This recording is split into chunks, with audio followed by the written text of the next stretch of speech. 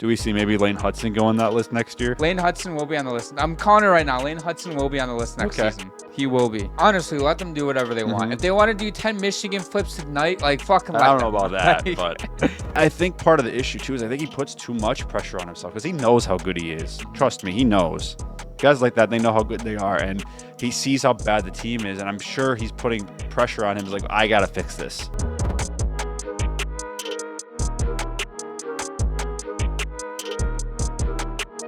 Welcome to the Checking From Behind podcast. I'm your host, Zach, as always, joined by my co-host, Preston. We are now officially in the deadest part of the season, and we have literally no news to go over except just a couple of players that ended up re-signing contracts. First up, Jets re-signed Dylan Sandberg to a 3x5.75 million a year contract. This is a steal, in my opinion, for the Jets, or at least a very value contract. I think it's a little over what I would be comfortable with. I think 5 would have been a sweet spot, but I think a lot of people will look at this contract from the outside. Not, Jets might not be a team a lot of people watch just because the nature of the market and the stuff they're in. I know they're a good team. I'm not trying to say that they're bad, but Sandberg, at least as far as I know, is not a really well-known name around the league. But I was looking at his analytical stuff and his stats, from these last year, and kid's an analytical darling. Yeah. He, according to Evolving Hockey, which is a site we use to get most of our analytical data, really good stuff there. He's in the 90th percentile total for all players in the league, 90th in offense and 91st in percentile in defense. So if you don't know what that means, the percentile means essentially the higher you are, the closer you are to 100. So like if you're in the 99th percentile, you're better than 99% of players in the league in that metric. So the higher, the better. And so him, being probably a second pair defenseman, being in the 90th percentile is really, really, really outstanding.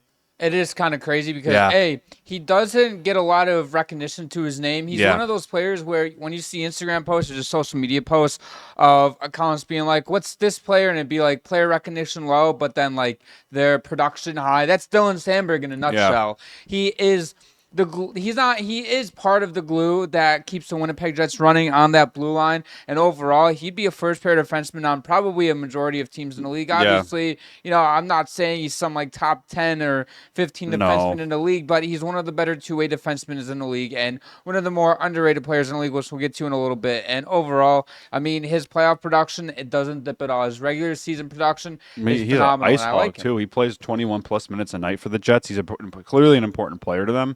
And I'm going to keep saying this all off season when we see these contracts come in, is they might seem a little high at first, but you really have to understand the cap is going up. And so by the time this contract, he's in the last year of this deal, it's going to be the equivalent to like $4.5 million. Players and agents are going to start pushing for these higher contracts. We got to get from, as a fan and like someone who looks at the NHL from the outside, we got to get used to players getting paid more. It's just inevitable at this point with the cap going up so much in such a short amount of time. Eventually, a third or fourth line guy is going to get getting like $2 or $3 million a year, which nowadays would be like, what? That's insane. Well, he's a third liner. Why are you paying him $3 million? This is the same thing that happened in 2000 and 2010 where, I believe in 2000, the highest paid contract was like $8 million or something. And now $8 million is like here's a second line 65-point scorer. Yeah. And now it's like Connor McDavid might be due up for $16 million, which Connor McDavid's going to get whatever he asks for. Probably close to 20% of the cap. If you guys didn't know, 20% is the most player can get, by the way. For those, that would be insane. To get one player 20%, and then they're paying Draisaitl as much as they are. If he gets 16, I know we're going off track, but real quick, if he gets $16 million on his next deal, that would be the same amount percent of the cap that he had when he got his $12.5 million deal. Yeah, I think he's worth every penny of that. But that's just still a crazy number in my brain. That is. Sticking in the Western Conference, but in the Pacific Division, the Kings and RFA Alex Lafreniere agree on a 3x4.1 million deal. Lafreniere, a solid middle six guy for the Kings, and honestly, he could be listed as close to an underrated guy as well. He adds to the LA Kings depth, and overall, playing 14, 15 minutes a night for the LA Kings. Solid contract. Yeah, he's a good depth guy, good glue guy for that team. This is one of the contracts where it feels like it's fair value, but also some people might look at it and be like $4.1 million for a guy like him. And again, the same point you brought up where we have to get used to these contracts being $4 million. Mm-hmm. Yeah, for sure. Yeah, he's an important piece, another underrated piece for a playoff team. These kinds of guys are important if you want to have any success in the playoffs. And I think the Kings are on the cusp of finally getting over that hump into the second round. We'll see if they can finally beat the Oilers. They might be matched up against them again this year, but I think they're making the right moves on paper. They are, except their defensive core. Yeah, Cody Ceci. Yeah, and Brian Dumoulin. Brian Dumoulin's not as bad as Cody Ceci. Yeah, but like giving him 4 by what is it, like 4 or 5? You know what? He's focused on the now. Yeah, Cody Ceci, Cody Ceci, I know he's a name we like to make fun of a lot, but he's not that bad. What if the Kings go out and just like put up a historical season in franchise history and then lose in the first round to the Oilers? No, they'll probably lose they'll lose in the first round of Utah. Calling it now. So LA is gonna have to. They're gonna win the President's Trophy. Utah's gonna be the 8th seed, and then Utah in 6. Utah in 6 against the President's Trophy winning Kings. Wow. I hope you're being satire. I'm dead serious. You're dead serious? I'm always dead serious. Shut the fuck up. Let's hop into our breakout candidates heading into this season. We have some interesting names here. We have 5 names, but we're not strictly going off of, okay, last season they had 60 points. They could put up 80 points. We're not fucking doing this. We're guys that showed some promise, but also guys that we think can really put a name for themselves up in the league. Let's start off with one of our guys on the Buffalo Sabres, Jiri Kulich, a center. He's being thrown into the number 1 center role, considering Tage Thompson is effectively going to be a winger full time now. Yeah. And by the way, the Benson, Kulich, and Thompson line looked phenomenal. They had an expected goals for percentage of close to 60% the last month of the season. Yeah, but let's not talk about defense. I'm not. Yeah. No, I won't. Because Kulich, the reason I threw Kulich onto this list is another thing I was thinking about when we came up with this is, how they were the year before and where I could see them going, and B, what kind of role they're going to be thrown into on their current team. And Kulich is a player to me that I feel like it's inevitable that he's going to get better just due to how much the Sabres are going to rely on him, because their top 6 depth isn't great. And most teams, like a player of his stature would probably be a third-line center just to let him develop. But the Sabres don't have a ton of center depth. Their top 2 centers are Kulich and Josh Norris. And Josh Norris is a 2C. I could see Josh Norris probably starting the year as the 1C. See him. We didn't really see him play that much last year. He played 3 games for the Sabres, 3 or 4. I think he got hurt in his 3rd or 4th game. Yeah, and so he would ideally be on that top line with Tage Thompson, but Kulich and Tage did look good together, so we'll see how that starts. But regardless, Kulich is probably going to be at least your second-line center.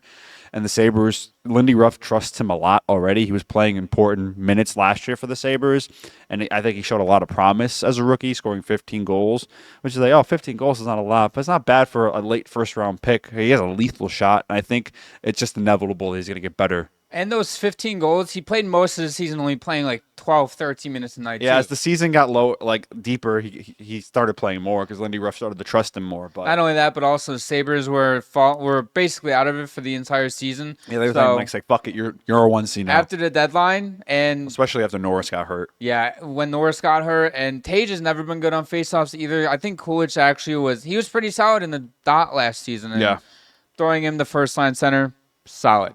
Next up on our list, Shane Wright of the Seattle Kraken. We actually have 2 Kraken together. Let's do them together. Sure. Shane Wright and Kaapo Kakko. Yeah.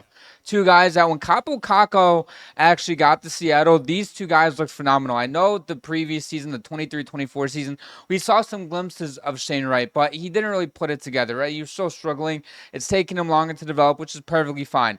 Kaapo Kakko gets traded to Seattle in December, or middle of January or something last season. Kaapo had 30 points in 49 games. Shane Wright also took that next step last season. I'm expecting both these guys together to really start to put it together and give us a very productive season. Yeah, Shane Wright was a player I was always pretty high on. I thought when he fell to Seattle a few years ago at 4, I thought they might have got one of the biggest steals of the first round. Because my issue with Seattle is, and we've talked about this before, is I think they have too much of certain kinds of guys, and I think centers is You always say, oh, having too many centers is never an issue, but I think you have too many centers that are kind of the same, and you have I think that's kind of held back Manny Beniers from kind of taking that next step because they bring in Chandler Stevenson last year, he's a great player, he's a good second line center on any team in the league, but then you have Beniers who is a second line center, maybe first line center, and then you have a guy developing as Shane Wright, who ideally at this point in his career would probably be a 2C, right? So you have 3 second line centers on your team. And I think out of all the centers on the team, I honestly think Shane Wright is going to end up being the best out of all of them. I think he has a much higher ceiling than Manny Beniers. And I think he should, I think by the end of the year, I think he might end up being their 1C. This is how I felt like Seattle went into last season. They wanted either Beniers or Stevenson to be the first line center, and then Shane Wright to be the third line center. And I agree with you. I think by the end of this season, Shane Wright will be the first line center for Seattle. I think he has, again, the highest ceiling. He might have the lowest floor out of all I of them. agree as well. But overall, especially when you're in a position like Seattle, you have to go with the higher ceiling guy because they have a bunch of guys that are middle six guys that if you have just a couple of superstars, that the forward group at least is actually really good. But it's not bad. I think they're desperately missing like a first line player though. Yeah, that's the point I was. They don't have that first line elite guy like Jerry McCann, really good player. Most teams he's probably a second line player. Yeah, it's Seattle is in that situation where they have about probably 6 guys that are second and third line guys, but obviously 3 of them have to play first line. And outside of really Shane Wright and McCann, I don't necessarily see guys that can really be those. Although Jerry McCann, he can give you 30 goals a season. Yeah, Jerry McCann's a great player. And if you're running I don't know who their right wings are outside of Kakko, to be honest with you, off the top of my head. Let me bring up the depth chart. Okay. So like Jaden Schwartz, another vet, Jordan Eberle, Mason Marchment. They made that trade. I don't really get that one, but Eli Tovlinen. They don't really have a great like Jerry McCann's their best winger. Kakko is a right winger, right? I'm not. Yeah, Kakko is a winger as well. Yeah, so he should ideally be on that first line as well. You know what? I would run McCann, Wright, and Kakko at least to start the season. Should be a high scoring line. I don't know about the defense is rough. I know. McCann's not very much of a two-way player. No, he's not. I mean, he can contribute offensively. Oh, he's a sniper. Yeah. Shane Wright's not great defensively. Kakko's not. Shane Wright, I think, could be a complete two-way center. Yeah, he can develop into one because he's more of like a power forward kind of guy anyway, and I think he can be like an all-around complete 1C. I agree. Seattle needs him to be, or they're fucked because Beniers is at best a second line center. I wonder if Beniers already hit his ceiling, like genuinely. I think after his first year going into second year when he kind of took a step back because it's not necessarily his fault. It's just the situation Seattle's in. They're kind of handcuffing him. Wait, how so? Like just the way that they're using him in a way? Yeah. Okay. Just because they have so many of the same kind of guy. And then you bring in a guy like Shane Wright has to play. Like, I know he fell to you at 4, but then they keep drafting centers as well. They went out. They drafted Jake O'Brien. They have Catton Berkeley. I probably said Berkeley Catton. Sorry, Berkeley Catton. Also on the pipeline as 2 centers. So you have 2 more young centers coming up the line. Those are good players. They're gonna have to play. You're gonna have to move 2 wingers over to. 2 centers over the wing. But then the thing you got me is Stevenson's on a long-term deal, and so is Beniers. So where do all those guys add up? Is that when you potentially trade one of them to get your top 6 forward or a top line winger that you desperately needed? It's not a great strat if you ask me. Yeah, it's just kind of just throwing shit at the wall. Like they could be a playoff team for sure, but I don't think they have like the scoring that's good enough to be a contending playoff team. You know what they're doing? They're grabbing they're just grabbing cooked spaghetti and throwing it at the wall, hoping it sticks. Exactly. Yeah, and their goaltending situation doesn't help either. Decord's fine. I don't know if he's a full-time starter in the league, and then you have what's left of Philip Grubauer at this point. They're kind of, I'm assuming they're going to buy him out after this season. You're not getting rid of him unless you buy him out. Yeah, interesting. I do think Joey Decord can become a reliable starter. Now, he has been the last 2 seasons in Seattle. He actually has been a reliable starter. 23, 24, he had a goals against of 2.5 and I think like a 916 save percentage. Last season took a little bit of a step back, 906 with like a 2.7 or 2.8. However, though, a lot of the Seattle team did take a little bit of a step back, except for those few younger players, and of course Jared McCann. Like Schwartz is getting older, Eberle is getting older. Some of the guys on the blue line are just not great. Outside of Vince Dunn, like it's not great. You have Alexiak playing top 4 minutes, like that's just not a recipe for success. Yeah, their defense is a big liability too. Yeah, their top pair Dunn and Montour. I mean, that's fine. Larson, Alexiak, and then they bring in Ryan Lindgren this year as a UFA, but they have a bunch of guys. A bunch of guys is definitely how to word it. Next up is Simon Edvinsson of the Detroit Red Wings. He looked promising last season with the Red Wings. Oh, yeah, for sure. Just given their blue line situation, he kind of had to step up and play a lot. You know, his first full year in the league last year, and he averaged over 21 minutes a night, which for first full year in the league is a lot. Edvinsson and Sider play together for a lot of the time? I'm not sure. I'm not sure where I would get that data from, where they have specific pairs. Actually, let me check that on Money Puck, now that I think about it. Yeah, that would be a good place to have it, yeah. But Edvinsson, to me, is a player I was already pretty high on to begin with, and I thought he had an extremely... Like, I would consider last year his rookie year, really. I know he played about 15, 16 games a year beforehand, but this is his first full year in the league. And I thought he looked awesome. And I think if you're a Detroit fan, you think about the prospect of Edvinsson and Sider being a long-term pair. I can't think that's crazy. That's an elite pair. Yeah, to start off the season, it was Edvinsson and Johansson at 505 minutes, and about halfway through, it turned into Edvinsson Sider at 500 minutes. And their expected goals percentage was 51.6, which was the highest out of any pair that played more than 362 minutes. Yeah, that to me, if I'm a Red Wings fan, I look at that potential pair for next 10 years, and we're like, oh, we have our top two defensemen right there. If you're a Red Wings fan, you have to be happy that everybody except Edvinsson and Sider is expiring after this season, because the rest of the blue line after the two is awful. Yzerman has to rebuild the blue line, in one off season. Do you think he'll get the chance to rebuild the blue line after this season? If they don't make the playoffs, I would fire Yzerman. I don't know if there's a playoff team though. Just look at this team. I know they bring in John Gibson, but is John Gibson still that good? I mean, he's good. I don't know if he's that goaltender that can carry you anymore. But the problem with him in Anaheim was the defense in front of him wasn't that great. Is it that much better in Detroit? I think Detroit, you're going to have a lot of defensive breakdowns like Anaheim in a way. The only difference in Anaheim was everybody's super young, so you can sit there and be like, well, their blue line's young. Now there's an excuse. Yeah, I think Detroit's running out of excuses. They are running it. I think Gibson is the last hope. If Detroit does not make the playoffs with Gibson, I think Yzerman's fired, because you just brought up that point. There are no excuses on why this team misses the playoffs, except Yzerman, you failed to build a blue line. And at that point, it's on him. I agree. I think their biggest liability has been their blue line. I don't think the goaltending's been the reason they haven't made the playoffs the last few years. Cam Talbot was solid last season for them.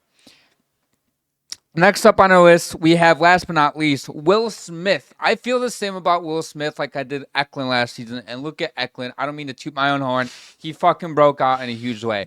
Will Smith had 45 points in 74 games last night. Okay, let's not talk about his defense. He was a fucking rookie last season. Yeah, he's a rookie. And probably the worst defensive team in the league last year. Can we agree on that? Yes, I agree. Yeah. I agree. Don't look at his defense. I know I preached that. I'm being hypocritical right now. Fuck you. So... However, though, his offense, his power play time, his even strength time, he was above replacement level, which is good, especially for a 20-year-old rookie coming out of college. And I overall think that this season, another year with Celebrini, another year with Foley, he can put up 55 points. 60 points is a stretch. I know that's a lot of a turnaround and a lot of bit of a next step. But I think that he can take that next step into becoming an elite playmaking offensive center. Or, I mean, he plays some wing, too, on the top line as well. I mean, just think about this future for the San Jose Sharks. You get Macklin Celebrini last year with the #1 overall pick. You already had Will Smith, and now you add Michael Misa, man. When those three pan out, man, they're going to be good for a long time. The top 6 of San Jose is legitimately has so much potential. It's like Eklund's still a very young player. They got to work on the defense a little bit, but they think they have their goaltender of the future in Askarov. I think in 2 or 3 years, I think you could see San Jose being a legitimate playoff contender. I'm looking at the San Jose Sharks prospect pool right now in terms of blue line depth. well, I guess blue line prospects because they have Sam Dickinson coming up. Yeah, that was a really good pick last year. I thought they moved up to get him with Buffalo. Yeah, I thought that was a really strong pick. They have who else defensively? Is that everybody? Is that literally the only? There, I swear to God, there was one other guy defensively that I'm thinking of. I think. I can't say his last name. Are you talking about Luka? Shakir Mook. Oh, Mukamadulin. Yeah. I probably butchered that. Yeah, he's solid. He's solid. Yeah. I mean, I'm just trying to look at their younger players. I mean, Sam Dickinson is clearly the best out of the bunch. I think he'll be ready for the NHL very soon. I agree. I think with the way San Jose is right now, if you look at their blue line of who they added, they added a lot of defensemen this offseason. Mm-hmm. They signed Dmitry Orlov, John Klingberg. They claimed Nick Leddy off of waivers from St. Louis. So that's 3 30-plus-year-old defensemen, very veteran guys that are fine. And then you look at the Mario Ferraro, Timothy Lindgren, and Vincent Desharnais. That top six isn't going anywhere, and I don't see a reason why Dickinson would need to play this year in the NHL. No, and you look at all the defensive contracts; they're all on shorter-term deals. Oh, the only one that is not expiring next year is Dmitry Orlov's, and he only signed a 2-year deal. Yeah.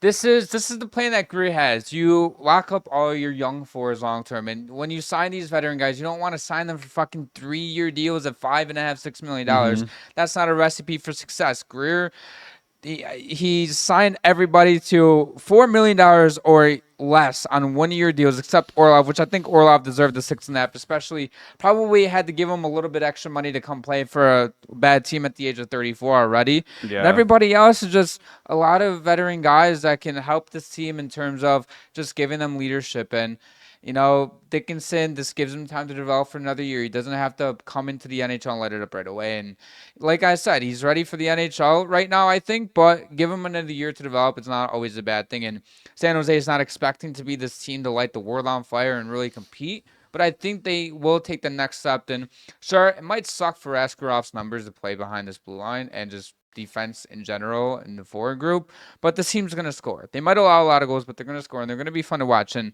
this team reminds me a little bit of probably what Montreal was a couple years ago. Yeah, that's a good comparison. Yeah. Just a team that has a lot of young talent. They don't quite have that defensive talent just yet, except a guy or two. And Greer can always go out and get defensemen, whether it's via draft or whatever. Yeah, I think with the Sharks, they're interesting because I think a year or two ago, we were kind of questioning what the plan was. They were trading out all these veteran guys, retaining salary on all of them. Like, I get what Erik Karlsson with that contract, you kind of limits that return, especially, but they did end up retaining money on that. I think they still have, they're retaining salary also on Thomas Hertl's contract, which was another kind of puzzling trade, given the circumstances. It just kind of came out of the blue. Because what did they get back for him? They got a first-round pick in David Edstrom. So that was just I think it was just them trying to offload money for a guy they didn't see as part of their future. Maybe he was too good for them right now, but they end up winning the draft lottery last year and getting Macklin Sudlabrini, which changes things. Anytime you get the number 1 overall pick, that changes things. They didn't win the lottery this year. I think they would have liked to have Michael Schaefer. I think they would have loved to have that pick, but you can't be upset about getting Michael Misa. Clear second, he arguably may be the best player in the draft. I think Schaefer being a defenseman is kind of what put him at the number 1 spot because it's just so hard to find a number 1 defenseman. It's so hard. I know you've brought up this comparison many times where it's just 2021 Owen Power getting picked first overall. It's hard, especially when you can't pass up the prospect. Right, especially when the defensive class is so weak in the draft too. You just can't pass up on a guy like that to be a potential number 1 guy. And especially when you already had Macklin Celebrini the year before. And I know having Schaefer would be so nice for them. But the fact that they fell from 1 to 2 and getting Misa, who I think has a higher ceiling than Schaefer, is overall not a bad pick. And he could be a guy that a great two-way forward and give you 80 points. But again, it's all about how he develops with the rest of the group up front. Yeah, I think the future, I think San Jose might have another down year this year, but I think the future is very bright. The future, they have one of the brightest futures in the league, genuinely. Yeah. All right, quick timeout before we get back to the action. This episode is brought to you by W Energy. Listen, hockey's fast, and whether you're breaking down plays, yelling shoot from the couch, or just getting in a workout, you've got to stay sharp. That's where W comes in. Clean energy with zero sugar, no crash, no artificial flavors or dyes. Just 150 milligrams of caffeine per serving, about 2 cups of coffee's worth to keep you locked in and ready to go. Personally, I use W before the gym, on the ice, and even when prepping content for the pod. If you need that extra spark, whether you're grinding through work, lifting, or lacing up the skates, W's got you covered. Head over to W.GG and use code CFB Pod for 10% off your order. That's W.GG, code CFB Pod for 10% off your order. Fuel up, stay locked in, and let's get back to the episode. Let's hop into our underrated players in the league. Screw it. We're trying to figure out stuff to talk about. We're like, fuck it. Why not do underrated players? Because last week, I know I got grilled by people on social media and Preston for having Clayton Keller as my 10th best winger in the league. Oh, people were roasting you too? Yeah, they all called you a puck knower in the comment section. So, yeah, that was interesting to read that. Yeah. So, underrated players in the league. We came up with 5 players who we think that should just get more recognition on their name. Number 1, Connor Garland of the Vancouver Canucks. Yeah. So this was a player I saw kind of raising some eyebrows with the extension that Vancouver gave him at $6 million a year. They're like, Connor Garland, $6 million a year. Look at his numbers. He is one of the best defensive forwards in the league. He could also put up like 50 points. Well, he could give you 60 points and be one of the better defensive forwards in the league. So I think him at $6 million a year. What was it, like a 6x5? It's 6x6, I think. I think that is honestly a great contract. I think if he would have, I know he had a year left on his deal this year, but I mean, you can't pass up the money. But if I was him, I would have played this year out. You could have got a lot more money. Dude, you could have gotten 7.5 if you played like how you did the last few seasons. Yeah, but you can't pass up the money in the term when it gets offered to you. Yeah, he had 50 points last year in 81 games for Vancouver. Yeah, he's a really important player to their team.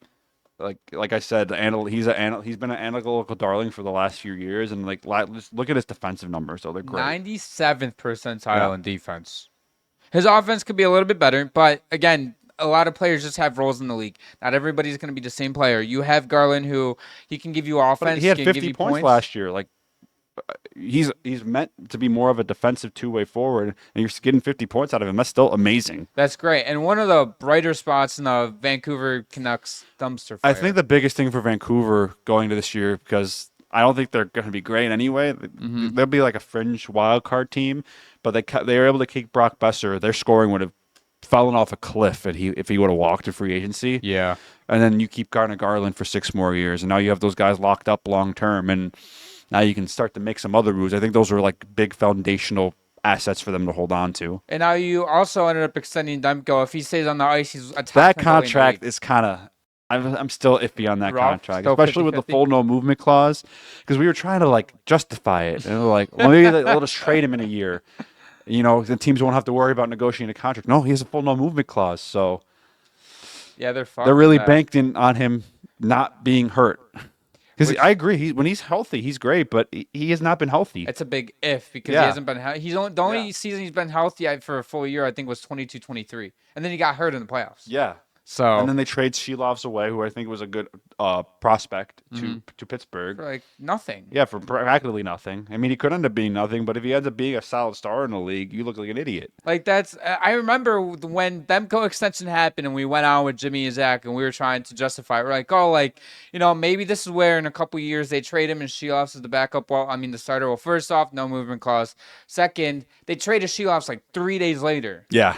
And we're like, what the fuck is the plan? But either way, though, Connor Garland, he deserves some recognition. Yes, for sure. Jake McCabe is next up on our list, a defenseman for the Toronto Maple Leafs. Now, defense, you know, it's solid, right? But his offensive game and his puck moving status. Yeah, I didn't realize he'd be that high offensively. I always thought he was kind of underrated.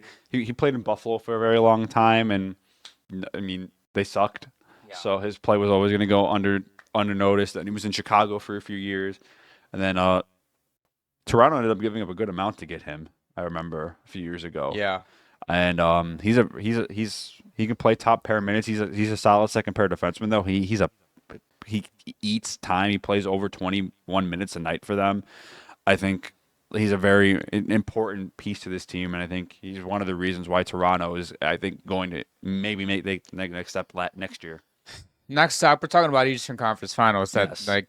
Like genuinely from the bottom of my heart. And he's the guy that he can play on the power play, can play penalty kill. If the net's pulled, he can be out there. Yeah, he's comfortable no matter what situation. Which is crazy because you don't look at Jake McCabe as a guy that will give you substantial minutes a night half the time, but Toronto trusts him. Berube really trusted him. I think this Craig season. Berube's been really good for him. He has been good for him. And overall, Jake McCabe is another guy that if he was on some other teams, potential first pair defenseman at times. Obviously, depending on certain circumstances, but a very good second pair guy.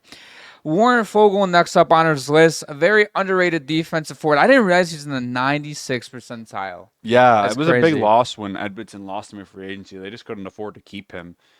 But yeah, Warren Fogle is one of the. He's kind of been one of those guys that have really risen the last few years. Mm-hmm. I think when the Oilers got to the Stanley Cup final a couple years ago when he was on the team, I think that's when people kind of started to notice how good he was, and then LA picks him up as a good depth piece, and he's a super important piece on this team. Everybody didn't bet, and it's like, oh, depth piece, whatever, and he excelled in LA. Yeah.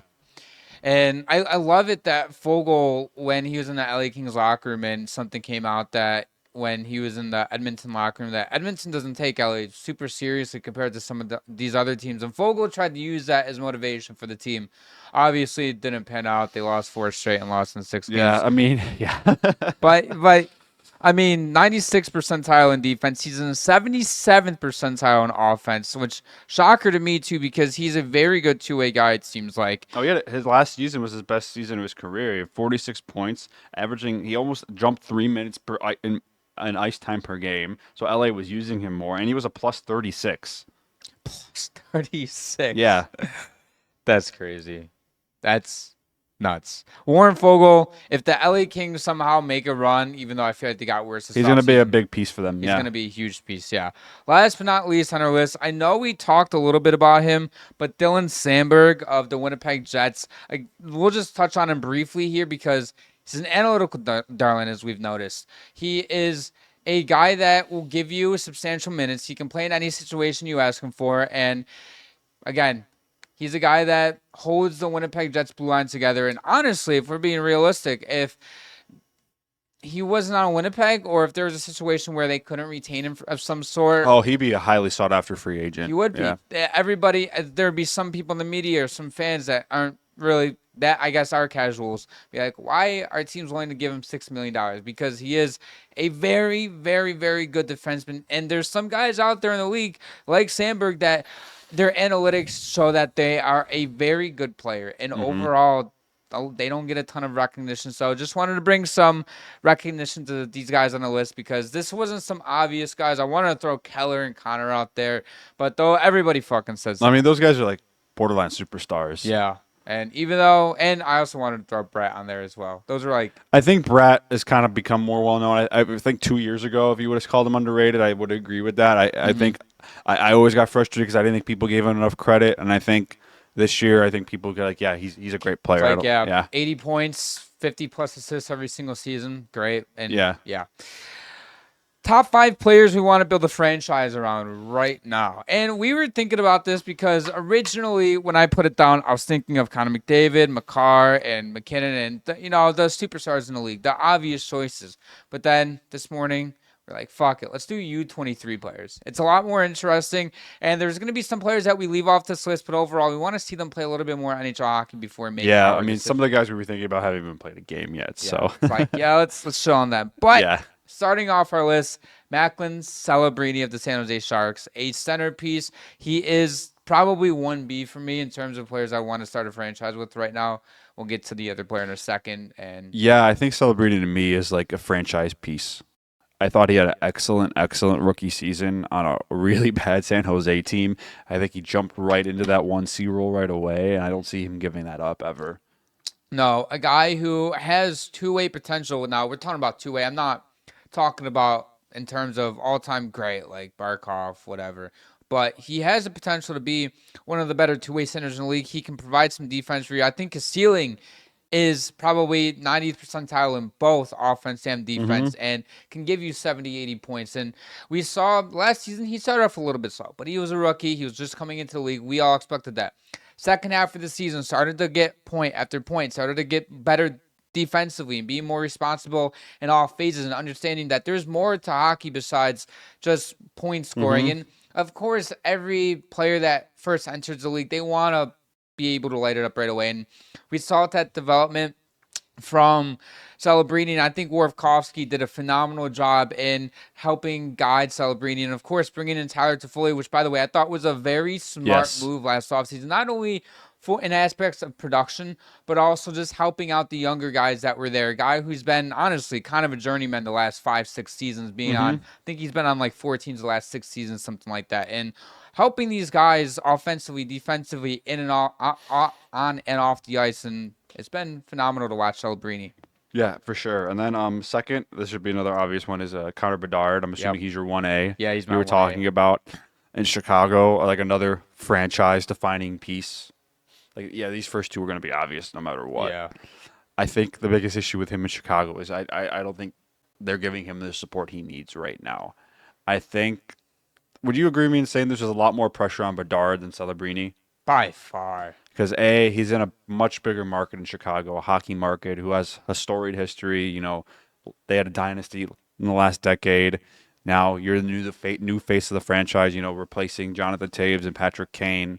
The problem is, you know, he doesn't have that second piece to help him along. They think they might have got that in Anton Frondel this year at number 3 overall, which I think could be a really solid pick. Probably he's going to need a year to see. Well, I think he could play in the league this year. But, I mean, Chicago's going to be awful again this season. Yeah. Connor Bedard is in a tough spot. There's clips going around him in social media. He's working his ass off. Oh, he cares, yeah. Dude, his shot is better than what it ever has before. His release, his toe drag release, his snapshot, his one-timer, everything is like pinpoint. And Bedard is similar to Celebrini, except I think Bedard has a way higher offensive ceiling, and I think he has a little bit of a lower defensive ceiling. But Connor Bedard, listen, he's already one of the better skaters in the league, already has one of the better shots in the league, and he is going to drive play. And it sucks seeing him last season. It looked like he was so like down on himself. I think he was just frustrated because there'd be plays where he does everything right, and then his teammates make mistakes, and like dumping it in, like on an empty net situation, or he's putting the puck in the right place, and the guy just makes his bonehead decision once he gets the puck. Like, it's not his fault. It's not his fault, which makes it frustrating for everybody watching him. And I think part of the issue, too, is I think he puts too much pressure on himself because he knows how good he is. Trust me, he knows. Guys like that, they know how good they are, and he sees how bad the team is, and I'm sure he's putting pressure on him. He's like, I got to fix this. Like, I'm here for a reason.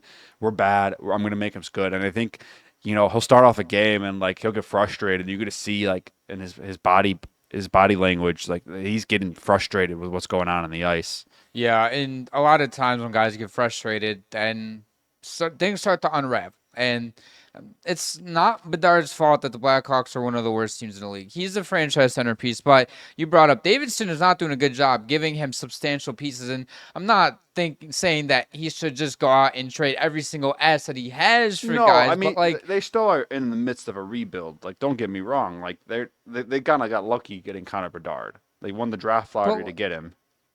But, like, if you're Davidson and you're not going out and getting any pieces, are you banking on fucking getting a first overall pick and getting McKenna this season? Yeah, because that forward core is still really not good. It's not good. The only guys they really added is they added Andrei Burakovsky, who's coming off a couple down years in Seattle, and then they trade for Sam Lafferty to get him back in that bottom 6. So you're pretty much running it back with the same top 6 you had last year. So Bedard's probably going to be lined up with Tyler Bertuzzi again, which I don't think is a good fit. It didn't work last season. It's not going to work this season. Yeah, and their defense, I expect Artem Leshinov to, make the jump and be in the NHL full-time this year.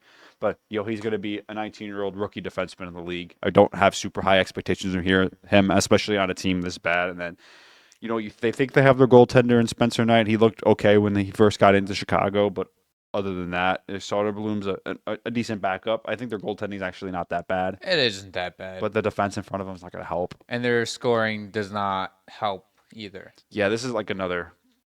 Yeah, they might be a Gavin McKenna sweepstakes candidate. It works out if they get McKenna, but if they don't get Gavin McKenna, man. If they don't get McKenna, it's like Davidson. You either have to go get Bedard help or you're fucking fired, in my opinion. I agree. Yeah. And even if they do get McKenna, you still have to go out and get him out because McKenna's not going to come in and those two are going to put up 90 points together first season. No, you still need pieces around him, and that top six is just not. It's bad. It's not good. It's not good. You need supporting pieces around him. All right, Matvei Michkov is next up on our list. Yes. Him and Zegras could absolutely run Philly for the I'm excited to see how Zegras is, and I thought about him putting on the players I expected take them that jump next year because I think Zegras has kind of been in a system in Anaheim that doesn't really welcome his style of play. Yeah. And I think he's such a creative player, and I think he's at his best when he's free flowing and he's trying different things. And Anaheim was really, I think, limiting that. And injuries didn't help. He wasn't on the ice as much, and I think that kind of took away some of his confidence. But I think at Philly, you saw it last year when they ended up firing John Tortorella. Michkov looked way better. He was being more creative. He's taking more risk in his play. And these guys are going to take risks. That's just how they are. Their play style, these two players' play style, I think fit each other perfectly. They're both guys that offensively, you honestly let them do whatever they want. If they want to do 10 Michigan flips tonight, fucking let them. I don't know about that, but you get the point. But yeah. Michkov is another guy where if I had the 3rd overall pick right now in a fantasy draft and it had to be U23 players, you couldn't take any superstars until the 2nd round. I'm taking Michkov here, 3rd overall. Yeah, Michkov and almost because he was in the same draft as Connor Bedard. I think Bedard almost any year will go B1 over him. But in a lot of years, Michkov would have been a number 1 overall pick. But there was he's Russian, and there's a whole thing with Russia going on right now, and they weren't sure what teams he'd be willing to play for to come out because he was on a KHL contract as well, which adds a little interesting aspects to it. But, last year he had 63 points in 80 games for the Flyers. His play really jumped off when Tortorella left and he kind of got out of jail. And I think this guy could be a point per game player next year. 75 games, he's at 80 points. I think he's a 100-point plus player at his peak. That's crazy. I mean, that's not crazy in terms of what I think, but no, I think he's that good. I'm not saying this year he's 100-plus point. 2 or 3 years, when the Flyers are more established, I think he can be a 100-plus point player. I don't hate that. You know what I really hope for if you're a Philly fan is Zegras find himself again and Michkov to take that next step, and both these guys light it up for you. Although goaltending isn't great and your defense is not great either, but they can score a lot. Yeah, they can score a lot. Next up, another obvious choice, Layne Hudson, already an elite defenseman for the Canadiens. A defenseman where he already is close to, he's honestly in a lot of people's top 20s already, coming off a rookie year, winning the Calder pretty handedly, if you ask me. And a guy that can give you 80 points this season at his peak, I think. A guy who his defense was not good last season, but he's going to get better defensively. I mean, let's be honest. How many guys have a really good defense on the Canadiens last year? Really not. The big story with them last year is they were so good offensively that the defense didn't really matter that much. And they had to rely on Montembeault. Montembeault was good enough. Yeah, he was. I still think they lack a long-term goaltender right now, but Montembeault's a good stopgap until you find that guy. And yeah, Montembeault has another 3 years left on his deal, I believe, but that gives that gives Fowler and Dobash to really develop. And I know Dobash came onto the roster as a full-time backup at the end of last season. I think that him and Fowler are going to be, a very good duo for a while. But Fowler still being in college last season, he's going to need some time to develop. And I think Dobash can sit behind Montembeault, and this is a good situation where Montembeault, this is going to sound crazy, okay? This is really going to sound crazy. His analytical stats last season supported that he was a top 10 goaltender in the league. I don't disagree. Obviously, I wouldn't, if I'm making a top 10 goaltender list, I'm not putting him in my top 10, but he's a guy that I want to mention. Think of all the rage bait you get online. No, not all the rage bait. No. Montembeault is an honorable mention at least. Top 15 goaltender. And top 15 maybe, not top 10 honorable mention. No. Well, if it's top 10, I don't know. I'd have to look at my list. He's not top 10 though. Don't worry. No, he's not top 10. No, he's not. I don't know where we're going. I'm with curious with Lane Hudson though. Like, this is the last year of his rookie contract. He's an RFA. How much money he's going to ask for? How much they're going to pay him?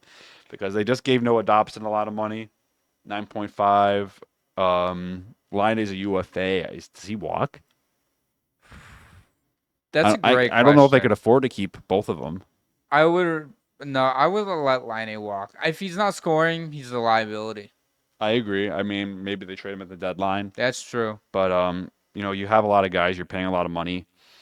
Suzuki, Caulfield, Slavkovsky, Dobson, like I said, 9.5.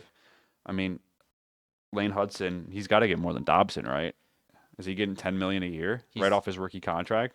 If he takes another step this year, if he takes another step, this is gonna sound crazy. You throw $12 million. Like if he's a Norris finalist this year, how much money is he getting? $13 million. Because the Norris has kind of turned into what defenseman has the most points kind of contest. Just stupid. Yeah, it used to be best defenseman is you have to play defense too. I mean, Kale McCarr I think is the best two-way defenseman in the league. I mean, I think either way, getting 30 goals as a defenseman, he would have gotten it either way. Yeah, but I think Erik Karlsson kind of broke that when he had 100 points. It was obviously he had 100 points. Yeah. He had an incredible season, but his defensive numbers were horrible. He was in the first percentile. Yeah, he was. Yeah, it was just because San Jose. He was their number one forward. I think with Lane Hudson, genuinely, first off, he can't be Norris finalist this season. 2, I think $13 million if he does become a Norris finalist. That would be insane off a rookie contract. That would be insane. Yeah. Especially, do you just have 2 years in the league? Or what if Lane Hudson pulls this? He's like, I want $4 million by 11. Sorry, 4 years by 11. I could see him doing that. I think that's more of. I think Montreal, obviously, the longer term, the better for you. But with Montreal, I think you got to say the longer the years are, the less money overall over the years. It's okay, so we'll give you 8 years at to say an $80 million contract. Right, and then Hudson's well, no, I'll do a 4-year, $50 million contract. 4 by 15. I mean, I guess you're starting high, but I'm just making up numbers. Don't pay. I want you guys to roast him right now. Okay. No, just kidding. I mean, the money will be insane though for Hudson, but I mean, they're already a team. They're technically over the cap right now, but they haven't put Carey Price on LTIR yet, so they'll free up $10 million. So they will be under the cap to start the season, but they already spend really close to the cap. I feel like you're gonna get. You have to pay Lane Hudson. I think Laine just has to walk. I think that's the only option, and especially if they're in playoff contention, which I expect them to, they're not probably going to trade Laine. I don't think they'll trade him unless they're something horrifically bad happens this season, and somebody dies. Whoa. Just kidding. Whoa. Let's hop into our last guy, Dustin Wolf. He was the Calgary Flames team last season, and I know it's kind of I guess a curveball throwing a goaltender in here, but spice things up a little bit because he carried that Calgary Flames team. He was a Calder finalist. He's going to be a potential top 5 goaltender in his prime. I think he's going to be an elite goaltender in a year or two. I would call him borderline elite now. I mean, he's really good. You wouldn't give him the elite status yet? No. Just I need to see more play. I need to see him play more. I agree with you. He's a big part of why Calgary was even relevant last year. Yeah. Because you look at their forward core, it's not the great. It's kind of old. It is very old. I think Kadri ends up getting traded this year. I'm going to be completely honest with you. Kadri does. Huberdeau can't be moved. Nope. Unless they retain 50%. They're not doing that. I'm not saying he's going to get traded, but I'm just throwing out options. Kadri, I could see them moving. Yeah, but I think Kadri's their best player, and I agree, but he has out of it. Unless they're out of it, I don't think they're a playoff team next year. I think they're close to a playoff team as possible. I think they're going to end up trading Rasmus Anderson. I think they'll probably end up trading him at some point. I don't know if they're going to this offseason. Well, from what I've heard, Anderson has his heart set on going to Vegas. He doesn't want to be in Calgary at all. But from what I've heard, the only team he'd trade to and sign an extension with is Vegas. Does he have a full no movement at the moment? I'm not sure. I think he does. Let me check. Well, if that's the case, and he just wants to go to Vegas. He has a modified no trade clause. But I think the thing is, teams want him to sign an extension, and he won't. I think he said the only team he signed an extension for would be if he got traded to Vegas, and I don't think they can afford him now. They can't afford him. So you're stuck in Calgary, I guess, and I guess Calgary is stuck with him. And I mean, there could be worse situations for the Flames. He's a good defenseman. how many more years has he left? Does he This have is one the more last year year? of his deal. Okay. He's a UFA at the end of the season, so I think they end up trading him just because if they're not a playoff team, why let him walk for nothing? At least get what you can for him. I mean, if he won't sign an extension to anybody, I guess the only team's really looking to get him Maybe a would be rental, yeah. contender, a cup contender at that. Yeah. I don't know. It could be another it could be another situation where it's a team, not Florida in general, but just a team like Florida that goes out. I don't know if they have the assets to give up. No, sorry, Yeah. not Florida, but a team like Florida, what they did last year with Oh, Seth yeah. Jones and Yes, Marchand or whatever. yes. Maybe a team that gets an injury to their blue line has I a cap wouldn't space. rule out Vegas trading for him. I don't know if they'd be able to sign him right away, but if Calgary, the contract's not that bad. It's 4.5, so it's a very tradable Yeah. deal. But even if Calgary has to eat half of it, I mean, Vegas is always swinging for the fences, and if they can find a way to make the money work, they'll do it. I mean, yeah, and you brought up a good point where the only issue is not this year's deal; it's the contract extension. How much money is he going to want? Is he going to want $7-8 million, which I'm assuming is the ballpark is going to be around? Mm-hmm. And I mean, this could be another Noah Hannafin thing where Anderson isn't traded, and then last second, here comes Vegas swooping in and is like, "We'll give you these assets for Anderson," and then the extension happens right away. Because I remember when Hannafin got traded, everybody did not think Vegas had the cap space to extend him, and then they fucking did it anyways. Yeah. This could be another one. I'm just speculating, not saying it's going to happen. Well, that can happen. It can happen. Yeah. Last but not least, hopping into part 3 out of part 4, my top 10 list in the NHL. This week, it's top 10 defensemen, and if you guys are new to the podcast, you guys all know. I'm scared. I give my top 10 list and honorable mentions. Preston tell me how much of a fucking idiot I am, and yeah, that's that. Honorable mentions, Charlie McAvoy and Roman Josi. Not off to a bad start, are we? Number 10, Victor Hedman. Number 9, Evan Bouchard. Number 8, Josh Morrissey. Number 7, Jacob Slavin. Number 6, Miro Heiskanen. Number 5, Zach Werenski. Number 4, Rasmus Dahlin. Number 3, Adam Fox. Number 2, Cal McCarr. And number 1, Quinn Hughes. Shoot. I know you're always going to say, I know you're a Quinn Hughes guy, but Cale Makar is the best defenseman in the league. I know. I'm being a homer here. My heart goes with Quinn Hughes. My mind knows it's Cal McCarr, by the way. I mean, he's won 2 Norris trophies. Quinn Hughes is clear number 2. Don't get me wrong, but I will argue till the end of time that Cale Makar is the best defenseman in the league right now. Let's take a look. I made an argument for this. You're going to pull up analytic bullshit. I don't care. Cale Makar is like the best defenseman in the league right now. Okay, fair enough. Yeah, I have a bunch of analytics. But I mean, Roman Josi, I don't know if he's even an honorable mention anymore. He kind of fell off a cliff last season. I know he had some injury issues, but he's getting older. Mm-hmm. Charlie McAvoy, I think, could be on the top 10 list if he had played a full season last year. I agree. That was the only issue. I did the same thing with him like I did with Jack Hughes. I think Victor Hedman should be higher on the list. Okay. I still think he's an elite stud defenseman. He's still amazing for Tampa Bay. Bouchard, my issue with Bouchard is, he's great in the playoffs, but he's kind of a defensive liability. I don't know. I think if I would push him probably out of the top 10 if McAvoy had played a full season. That was my thing. I wanted to put Hedman higher, but thinking of Bouchard's offensive abilities, I just couldn't pass it up. And if McAvoy, even if McAvoy just missed like 10 games or something, he would be in over Bouchard, but just his offensive ability. I would probably put Hedman up as close as 7 or 6. Really? I think Slavin's great. I think he's super underrated as a defenseman too. I think you saw a bit of his coming out party in like the Four Nations face-off with how good he was for Team USA. But Victor Hedman, I still think, is an elite arguably top 5 defenseman. I don't think he's necessarily top 5 anymore. He's still amazing. Of course, he's so amazing. That's why he's number 10. But I think that he is starting to see a little bit of a decline. Not calling him a bad defenseman by any means, but it's just what happens when you get older. Yeah, but I mean, Josh Morrissey, there's not really anything I could flame you for like last week with not having William Nylander on the list. But I mean, I think he played it very safe this time.